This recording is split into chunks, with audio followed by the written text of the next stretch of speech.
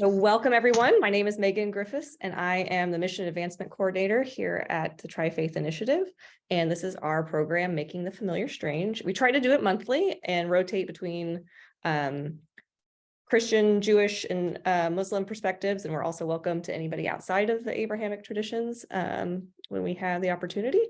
This month's presentation is Jay Ascher from Temple Israel, and he's going to present on David and Goliath. For anybody who might not be familiar, the goals of Making the Familiar Strange are to study Abrahamic scriptural stories alongside each other, to encourage new perspective taking, looking at familiar stories in new ways and new points of view.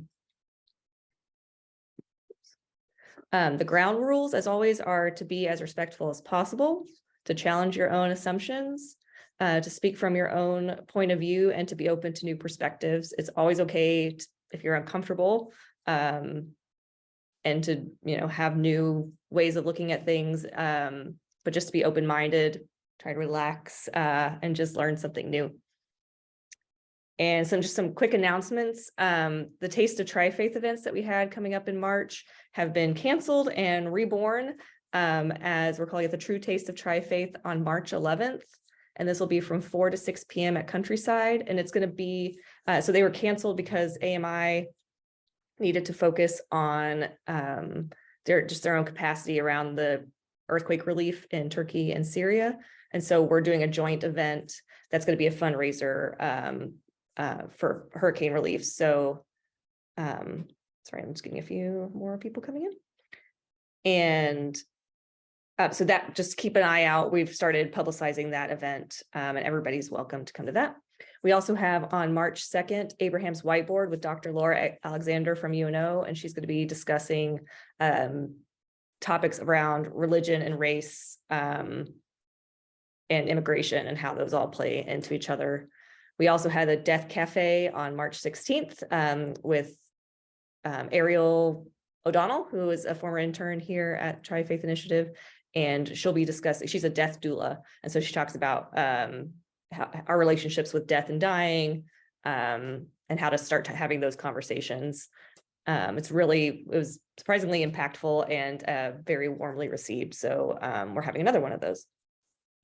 And then lastly, next month's Making the Familiar Strange will be on March 21st, but we are still looking for a speaker from the Christian perspective. So I've got a couple of leads I'm going to reach out to, but if you're interested either next month or any future months or whatever perspective you come from, please let me know if you would be interested in being a speaker here. I'm always open and we can work you into the schedule. So thank you so much. I'm going to stop sharing my screen and Jay can take over. Amazing. And I'll be keeping up with the chat as well. So if you have any questions and want to do it through the chat rather than speaking up, please do. And I'm going to make Karen make a list. So it did not share. Hold on. Oh. All right. Hello, everybody. Thank you all very much for coming to this today. I really appreciate it. And thank you, Megan, for introducing me and asking me to join us. I'm very excited to be here. Two quick things. I'm the Director of Youth Engagement at Temple Israel, which basically means I spend a lot of time with our teenagers primarily, but I'm also with our younger K-6 school very often. One rule I have in my classroom is if you have a question, just ask. Don't wait until the end because you'll forget it and it's all you're going to think about. And let's try to build off of each other, because if you have a question, I may not have thought of it or someone else may have had it, and it's an opportunity for us to learn more based on the perspective, because this is what it's all about. And two, I have all my slides and stuff like on paper, so if I'm looking down, it's not because I'm trying to be disrespectful or because I have no idea what I'm doing. They're just my talking points. So that being said, let's get started. Right, David and Goliath, it's a classic tale. I'm sure many of us know it already, but let's just go over it real quick. So who, what, when, where, what's all that have to do? Keep in mind, everything I say is from a Reform educator. So while I've done the research of the Christian and the Muslim readings of this, it still is coming from me, so there might be some form of bias there. So everything I take with a grain of salt. Everything I say, take with a grain of salt. So I don't think I need to share the complete story from the very beginning, but let's just go back to about 3,000 years ago, right? To when David was born. So who's this guy? This guy with the star. You may have heard in the top right corner of this guy called the Star of David, is King David's star, right? Who was King David? So it's important to know who he was and where he came from. And so he was only 10 generations removed from Judah, who was one of Jacob's 12 sons. And so that puts him as very important in the Jewish religion, in the Abrahamic religions in general. And he was a member of a family that gave the Jewish people many princes, many kings, many leaders. And I'm not going to go into full detail about the family lineage, but I encourage you to look up Noxon and jumping in the split Red Sea, or Boaz being a judge of Israel. Those are both phenomenal ways and that you can learn about David's lineage and his family and how they were his great-grandfather or great-great-great-grandfather and how that relates. So David was, in modern terms, he was a big man. Like, he was the dude. He was the guy we like to hear about. But he started as a shepherd, and he was one of 8 sons who loved his family and always did what his father told him to do. He was very loyal, and as one of the 8 children, he had to sort of find his own way. So he became a shepherd while he had 3 brothers join the Israelite army, but more on that later.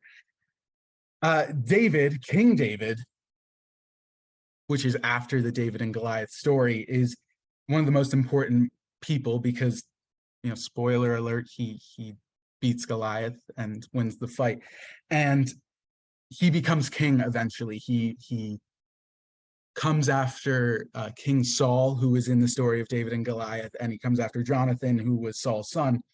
And the thing that makes David truly different from other leaders is that he listened to God, but also when he sinned or when he made a mistake, he was sure to apologize to God.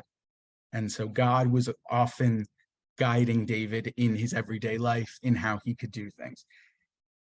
So he also conquered Jerusalem, and he made it Israel's political and religious center.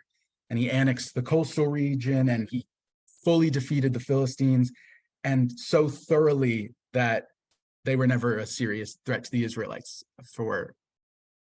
after that. And so the amount of things that David managed to do in his life is astounding.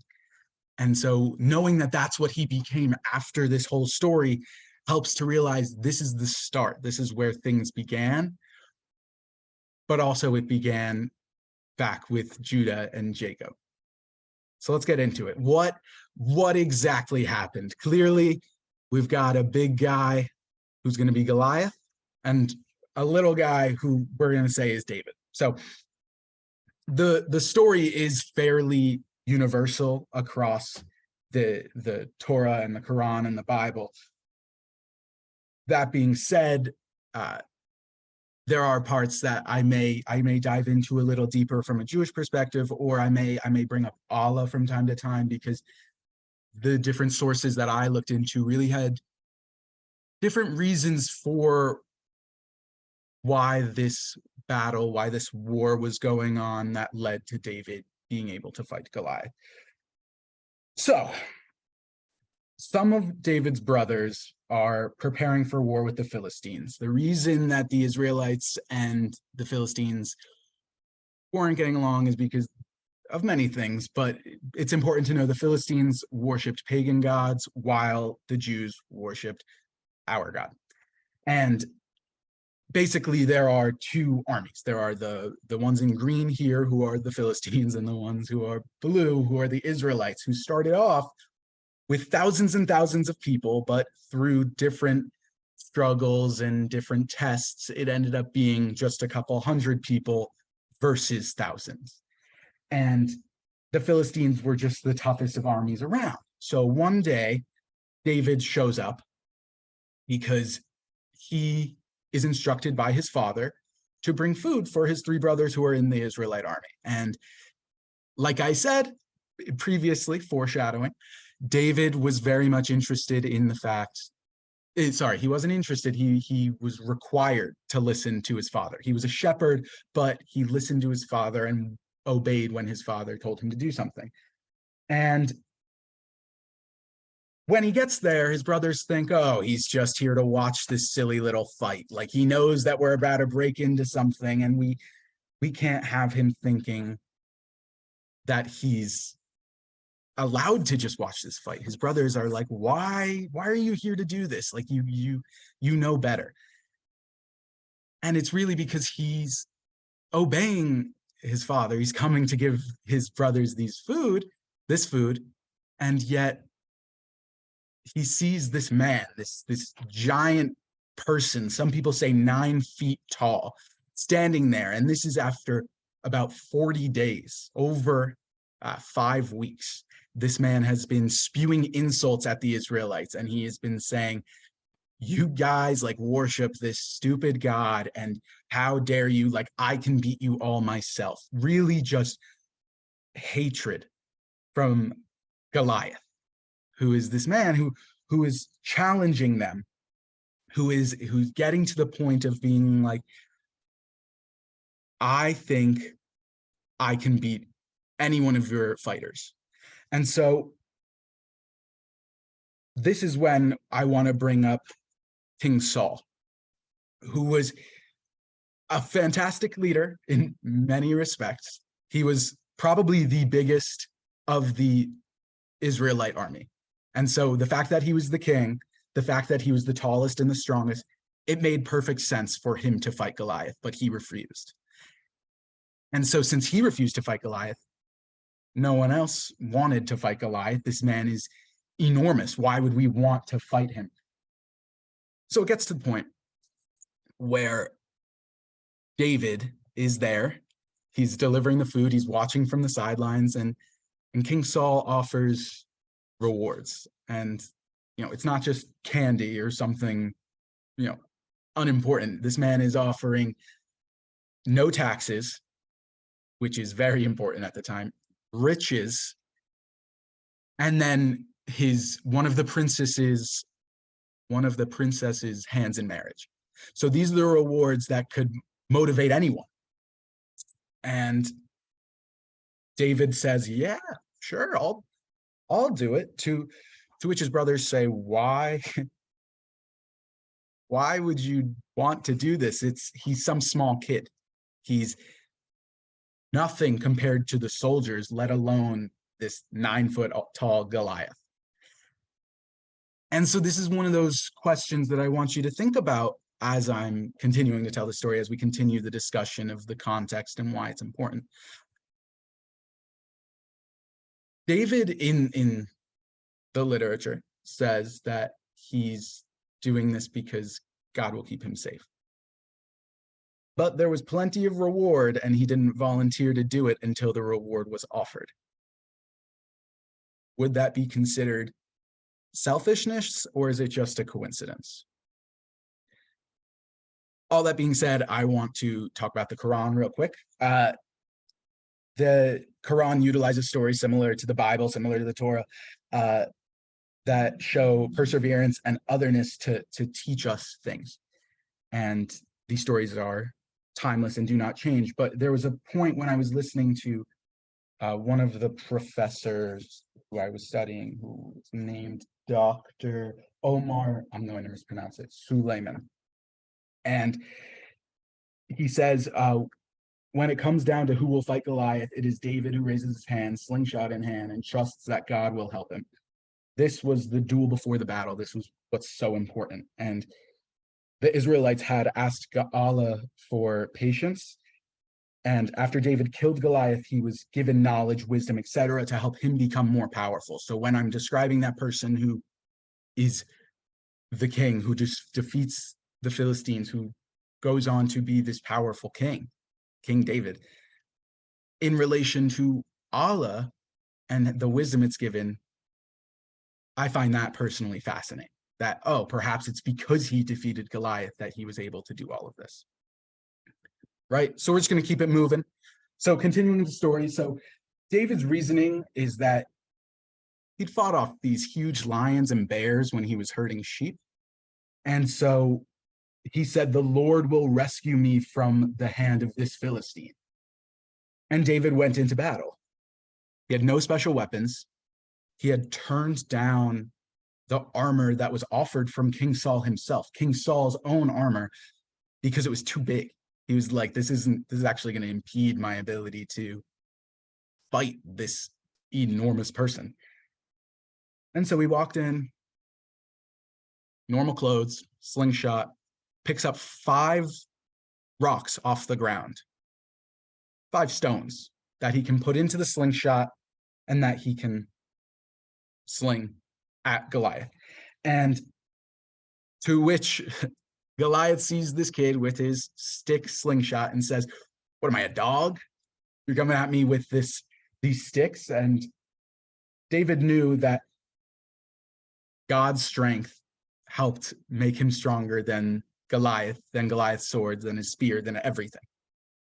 And so David takes the stone and he winds up the pitch and throws the slingshot, and boom, right in the forehead, first shot, that's it. God has helped Goliath go straight down. Goliath didn't lay a hand on David, probably ran forward, David coming the same way, and almost like a game of chicken, if you will, where both people are going at the same time and you don't know what's going to happen. Then David takes Goliath's sword, cuts off Goliath's head, and brings it to Jerusalem. The Philistines run away. They see that this puny little kid is able to defeat Goliath. Sorry, the Philistines are scared. But do not worry, the Israelites went after them. So that's the very, very, very general idea of the David and Goliath story. But what I more so want to talk about is what we can learn and how it might relate to a modern context, and the lessons that you may see, I may see, or that we may disagree on. Because quite frankly, when I've read this story many times and I find something new every time that I disagree with. Because in the Jewish faith, what we're taught is question everything. And sometimes to my detriment, I question everything. So one of the main lessons that we can take from here is God works through us. If God wanted the Israelites to be successful, dwindled down the army, and clearly this fight is no match. Armies, like just looking at the straight up numbers, at the strength, how would the Israelites win? But God is working through David. And since David believed in God, understood what God wanted, and listened, God worked through him and helped him to defeat not only Goliath, but the entire army. That being said, I do want to bring up, and I'll bring it up again several times, if God works through us, why 5 stones when it only took 1? Just something to think about. So this is an age-old classic, is that actions speak louder than words. Like I said, Goliath is spewing terrible insults, insulting not only the Israelites, but insulting their God, and saying that they're not really men according to his definition. And that's not fair, especially at this time period. And yet, while he's saying these words and he's this big presence, some shepherd, some scrawny little man is able to come and defeat him without laying a hand on him, just with one little stone that if you see a stone on the side of a street today, you don't think much of it. but he sees this stone and it manages to knock down this person and lead to his death. Actions speak louder than words. The fact that he didn't have to say anything when Goliath was being very rude, but the fact that he was able to show, yes, clearly Goliath was shown, but he was able to show the Philistines what was going to happen. And I think most importantly, he was able to show the Israelites. He was able to show the Israelites that it doesn't matter if someone is bigger than you or stronger than you. If you try and you have those, you put the effort in and you believe in God, it'll work. Whatever you want to happen will happen in some way, shape, or form. Whatever is meant to happen will happen. So actions spoke louder than words and motivated others. That leads directly into trusting in God. He said, David said that I've fought bears, I've fought lions, and I've defeated them because I trusted in God. And since he trusted in God then, he had reason to trust in God again when he was going up against Goliath. And yet, when it came down to it, he didn't worry about what his hands would be doing, if he needed a sword, if he needed armor, because he trusted in God. And this duel was successful in the eyes of David because he managed to defeat this person because he trusted in God so much. And as I said before, the reason that David was different from every other leader at the time was that he fully trusted in God and he fully believed in God and fully spoke with God without knowing if God was listening. And clearly there were signs that God was there to help and was there to listen. But beyond this trust was also the faith in God. But was it really there? Because he had faith that God would help him defeat Goliath, and yet those 5 stones, I'm gonna keep coming back to them, because if he had faith in God that God would help him with this slingshot, and clearly it only took 1 stone to defeat Goliath, to knock him flat down, why'd he have 5? Why wouldn't he only pick up 1 if David had that faith in Goliath? I mean, in the end, he knew he would be okay. In the end, he was okay. But Jay Karen said in the chat that she said perhaps the 5 stones because David couldn't assume the first would be sufficient and multiple hits may be needed. I love that answer, Karen. Absolutely. I think that's fair. I think having faith in God doesn't necessarily mean that you are fully aware of what the plan is. It could have taken all 5. How was David to know? It's not like God was directly speaking to him. And I think that's a great interpretation. And I think it's one of those things where we can question it. We can say, all right, he has faith. Maybe it wasn't full faith that it was going to be that 1 stone. Maybe 1 wouldn't have been enough. And yet, why didn't he go for 10 then? And then Vincent asked if Goliath might have had 4 brothers, which I think is a good. That's a very fair point. Who's to say that this duel would not end with the Philistines coming and being like, why'd you kill Goliath? That's so messed up. And so he would have to fend off 4 other people, perhaps. It's could be a joke, but it's also serious. Could be a thing. That's the part that I find most interesting. But I think continuing at that, the modern context and perhaps making the familiar strange.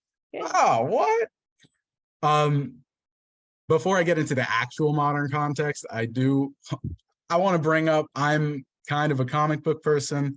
If you come into my office, there are many graphic novels. I just saw Ant-Man and the Wasp: Quantumania over the weekend.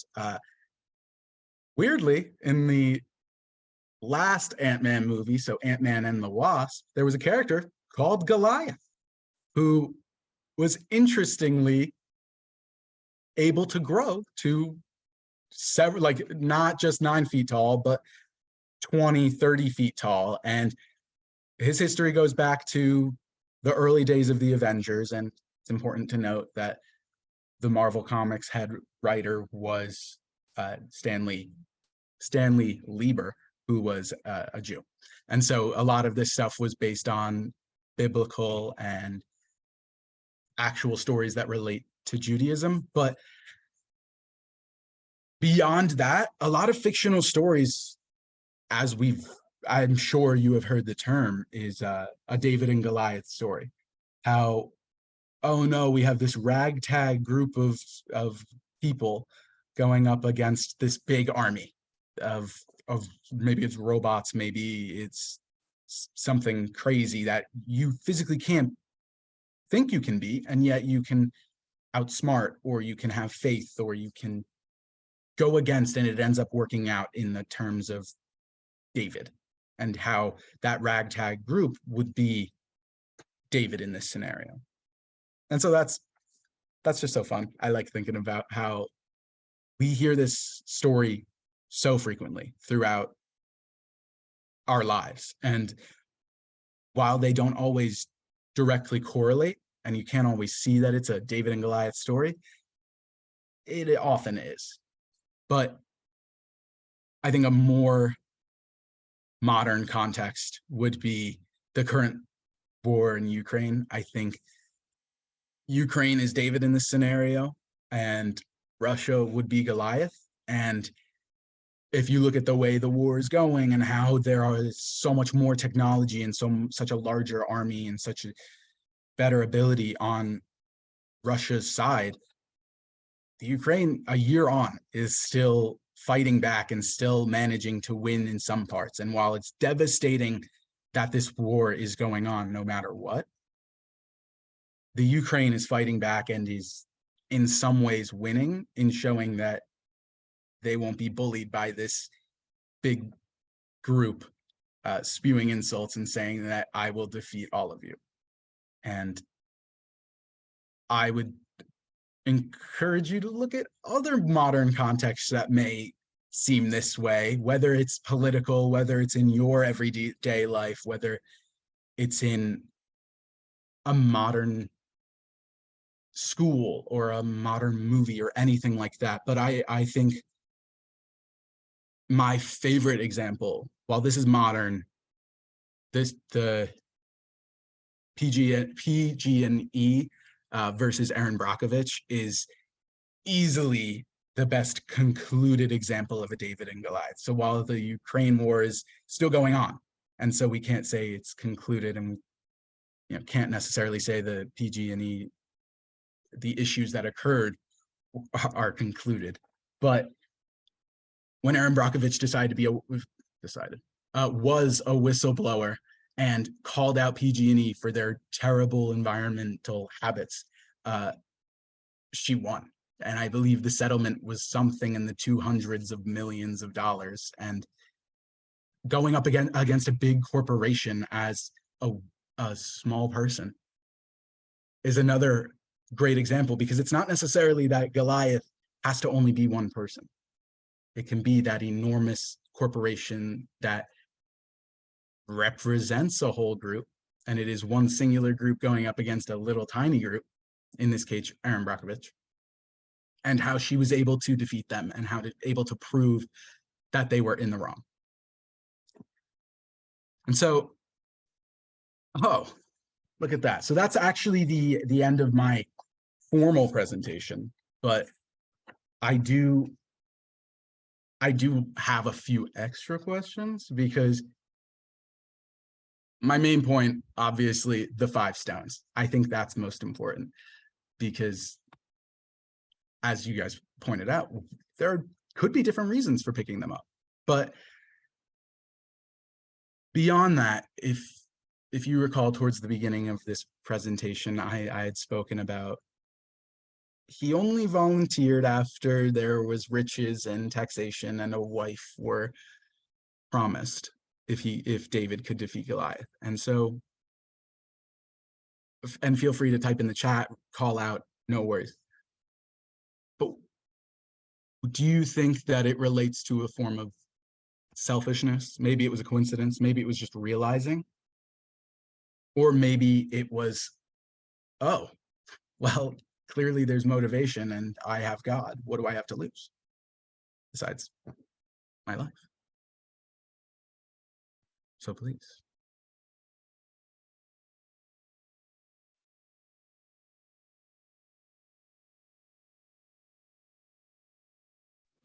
Jay, hi, this is Ann.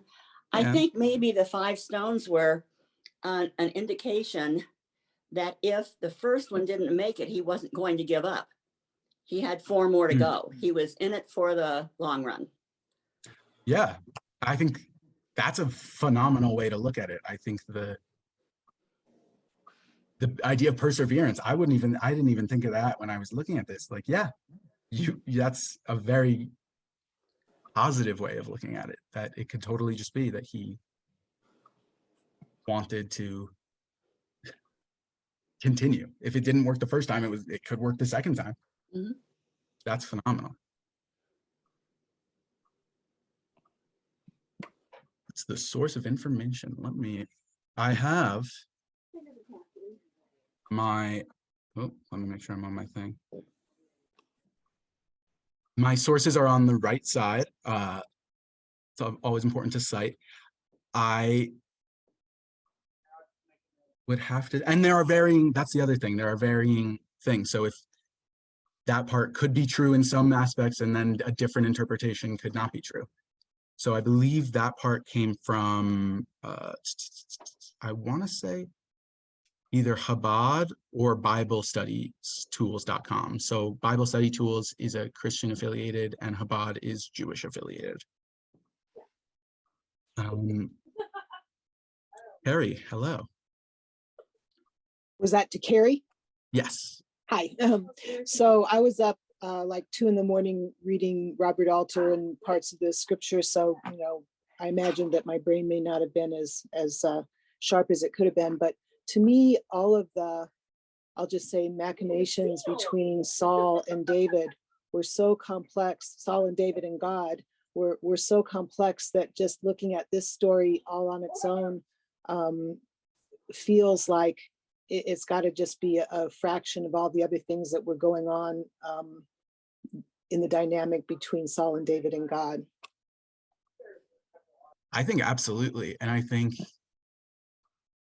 even thinking after the fact is also fascinating. The fact that following this, Saul was like happy with David, and yet he gets paranoid that David is this person that's going to take over and is going to be king, and is not necessarily, this isn't necessarily what David was thinking, but I completely agree. Their relationship before and after, to the point where Saul and his son end up killed, that not by David, but that, and then David rises to power. It's so interesting. And then when you throw how their relationship with God is working in there, it's like a soap opera. Laura, hello. I see that you have on your sources the Malcolm Gladwell, which Yeah. I really love because his, I think, thoroughly secular interpretation is that actually David had the advantage in this, because what he says is that Goliath had a form of giantism. He wasn't nimble. There's some evidence in the story that he really couldn't see very well. Right. He has to have a shield bearer maybe to kind of maneuver him toward the enemy. And then here's this person with this superior technology, as we're again seeing in Ukraine, that can, work at a distance. It was like a drone launched from a slingshot. And so he finds that a lesson for us, that if you don't assume that or that being nimble and agile can outweigh just big lumbering size. And I think he's mostly talking to the business world, but it's an interesting interpretation.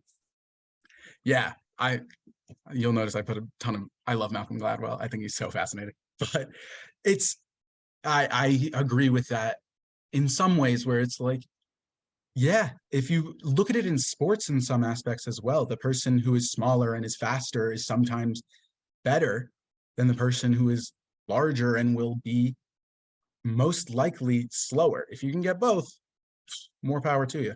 But when I find it interesting to think, yeah, there are ways in which he was superior, but I also think at the end of the day, a lot of that comes to confidence, and whether David presented the confidence or not, clearly he had it. And as much as Goliath had, perhaps it was David who had more. Sometimes that's what wins the fight. Thank you, Laura. Abdul. Hey, Jay, this is great. Seriously, I love your presentation and your enthusiasm and your ability to list, Malcolm, Gladwell on here too. David, peace be upon him, is, to us, Muslims,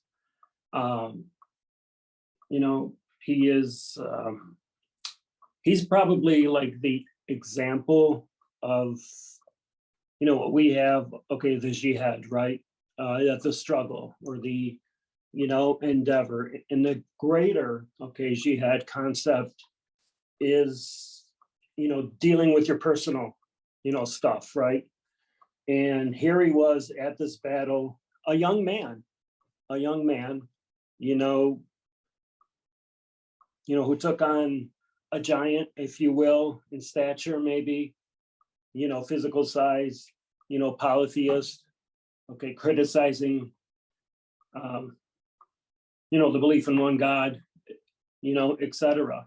And through his determination and also, his faith, he was, able to use his slingshot, now in our holy book, it talks about Iraq. It doesn't, specify the actual number of rocks, and it was after this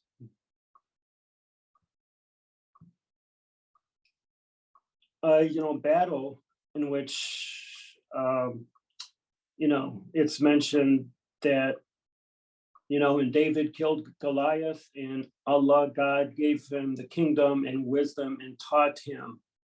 And here that refers, to God providing David scripture in the form of the Psalms. But he was a warrior, a king, a prophet, a brave man, obviously, when you're, young and you're facing, the task of a lifetime, whether he was offered anything at that time, okay,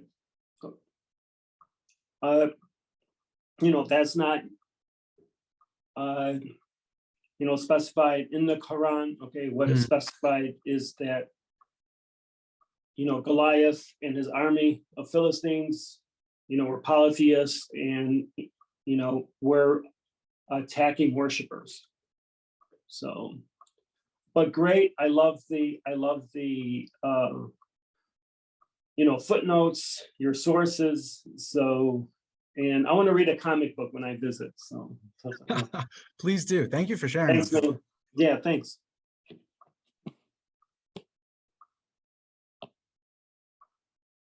I will say, if you have the opportunity to read on any of these websites or go on the YouTube, these are some of the most phenomenal sources that I have read and watched in a long time, especially, you know, history.com on YouTube, biography on YouTube are both trusted sources that have interesting stories that are all not only history or biblical, but also fun.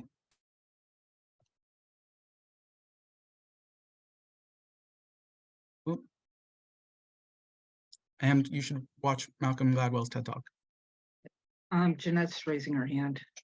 Oh, Back in ancient times, the king was chosen by God, and then I think at some point God said, okay, you're not paying attention, you choose and see how well you do.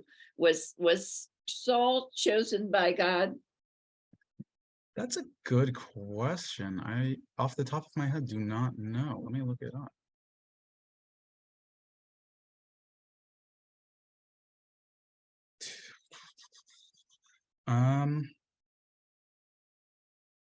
By public, it says by the public and by the judge Samuel. So which tracks according, and that's from, let me check my sources for that, Britannica.com. So I trust them. And in terms of the judges, that makes sense. It was the judge Samuel. So it's interesting that now I gotta do homework and have to go back and read how why was he chosen by the public so much? Because off the top of my head, I couldn't tell you. And he was successful. I mean, successful in what term? But he was clearly a presence, and some of the literature and some of the videos that I watched say that he was a large person and a smart person. So there are reasons for him to be chosen, but. Right. And like God kept saying, I don't want you guys to have a king. I don't want you to have a king. And the people kept saying, no, but we really want a king. And then, yep, they got kings and didn't necessarily go so well. Yes. But also even, you know, even when someone's chosen by the people, can they still be chosen by God too? Right. Eileen has shared some interesting points about the 5 stones. Some symbolism of faith, trust, courage, obedience, and praise, which I like. That is I love that. Yeah.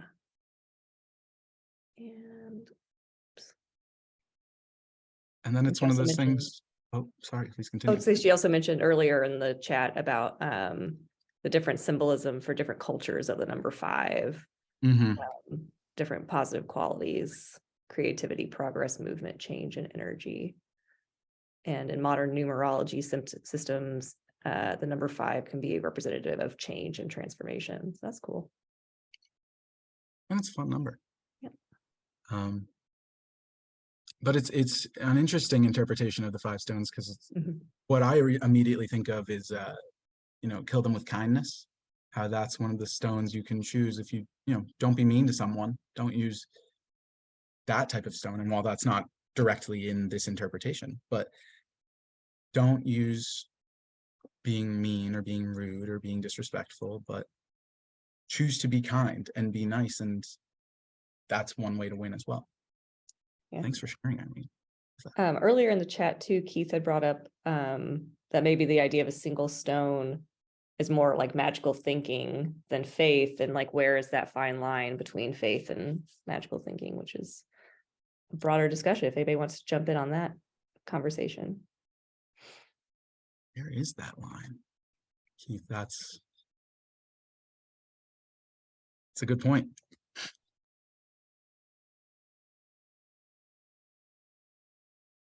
I think personally, I would take as many stones as I could carry. I would be like, oh, the first one will work. You can always use the second stone for a paperweight afterwards. Like you can, there are other uses beyond it, but starting off with the 1 and then continuing, but knowing that first one is magical. So oh, that's true. That's true, Laura.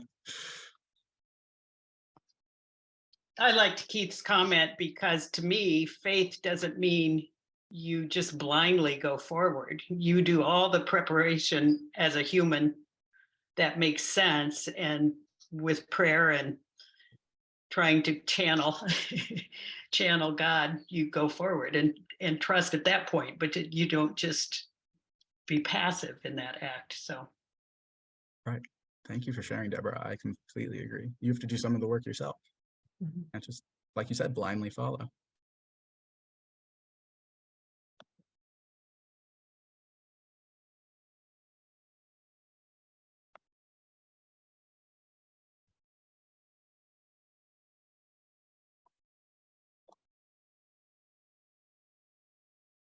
Anyone else?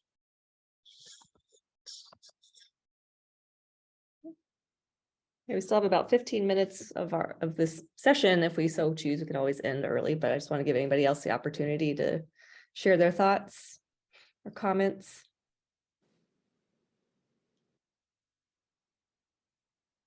Oh, got some more hands. Anne, hello. Hi.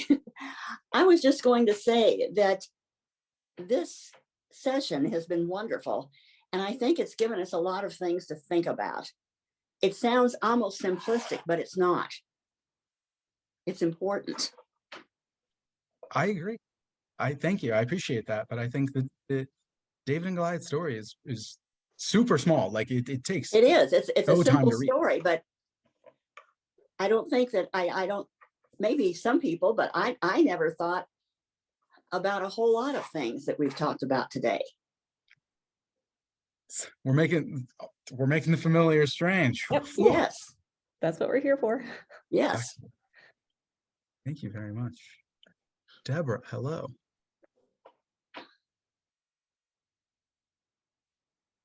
Oh, just kidding. Laura, hello. Digression, but I like it. There's a, the song Praise the Lord and Pass the Ammunition, when we're talking about the 5 smooth stones, and there really was a chaplain on a Navy ship that was hit on December 7th. Right. And he went around the crew saying that,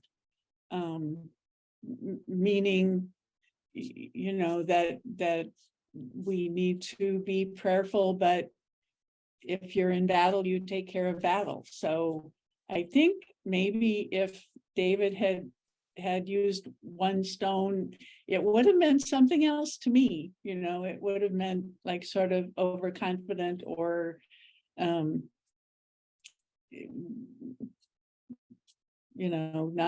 not understanding that it's up to us to prevail.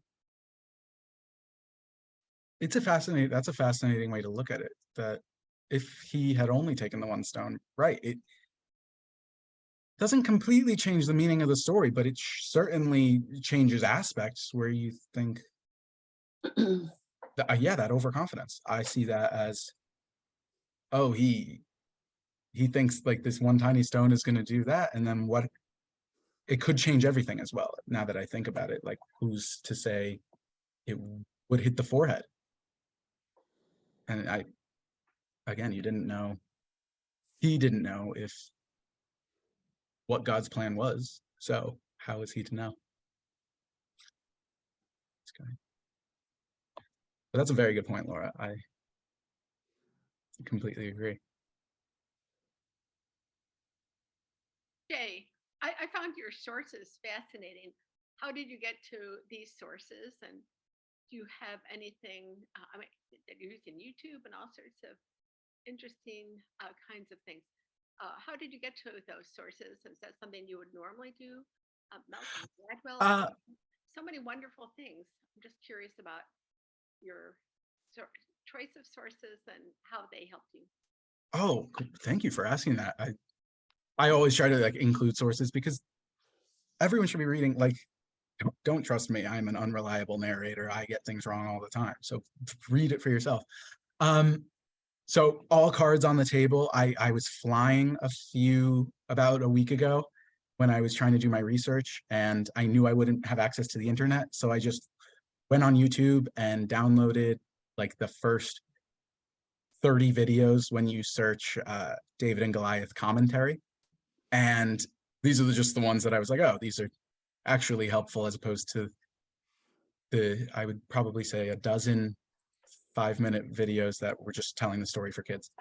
So there's that. And then I spend a lot of time when I'm researching for our Sunday school or our Hebrew high school, looking to see what's going on. And while I'm not creating formal presentations for our high schoolers because they'd be bored, I do try to have conversations with them with reliable sources. And so I automatically went to the ones that I know that are Jewish, because My Jewish Learning is my favorite website.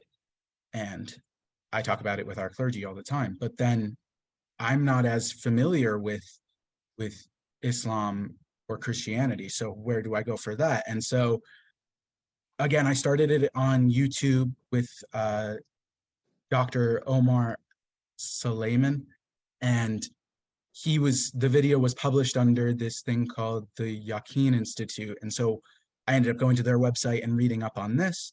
And then I just did a bit of further reading that by searching, like, what is the Muslim interpretation of David and Goliath? And then these websites popped up, and these were two that appeared very reliable. And so I decided to go there. And then with the more Christian ones, I think those are more readily available. When I search up David and Goliath, it automatically goes towards that. And so searching those and then seeing, well, this, because I was also there's a lot of disagreements within these. So you want to choose the ones that disagree or say different things, but in a meaningful way, was where I really was trying to look for it. So while I included however many this is, there are a bunch that ended up on the cutting room floor, because I was like, this, while I read it, I didn't take notes on it, and I didn't do that, because I was like, this is either not adding, or it's something that I cannot fact check in a matter of weeks. I would need months. And so yeah, I decided to, when I was looking for this stuff, and then Malcolm Gladwell's TED Talk. I always have TED Talks in my recommended on YouTube. So that just happened to be one of the ones that I came across probably a year ago, and it's just been in my mind. Thank you for asking.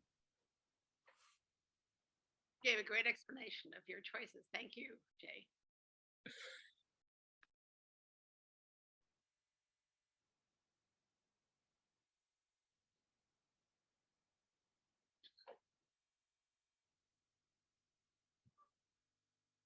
Yeah, Karen mentions in the chat that searches for Bible stories often default to Christian versions. And so having to add qualifiers sometimes when you're searching for different sources. That's a good tip. And I think, Google is the broadest. I think I often will go to like JSTOR, which has just the scholarly articles, and then it's, it narrows it down, because then your options are suddenly going from, thousands to tens, because it also makes sense that there are more Christian sources, but then trying to narrow it down and trying to find the one that works, that you can understand as well. Some of these are written in such difficult language. Great point, Karen. And it's programs, like these, that, teach us, the similarities, and the differences, but much more on the similarities, which is, the work of Tri-Faith, really. So this is, what we're all about. So great job again. Yeah, and thank you guys for joining. This was so fun. I never would have imagined that the conversation would be this enjoyable. Thank you, Jay. as I said before, we're always looking for new speakers. So if you feel so called, please just give me your name and what topic you'd be interested in, any topic. We try to share kind of the scriptural stories, but I'm also interested in hearing people talk about religious practices or holidays that people might be familiar with, but getting into like what the actual practices around those are. I'm open to any things people would like to talk about. So please be in touch. Hope Jay showed that this can be really fun and enjoyable, and I hope it's not intimidating to anybody. You don't have to be an expert. But thank you all for coming today, and hopefully by next month we'll have a speaker lined up, and if not, we'll skip a month. It's no big deal. We have other speakers lined up later in the year as well, so no pressure there, but everybody's welcome. Thank you for joining us. We had a great number. We had 22 people today. So thank you all so much, and we'll see you hopefully next month. Thank you. You guys have a good one. Thanks, Jay. Bye. Thank you. Thank you, Tri-Faith. Yes.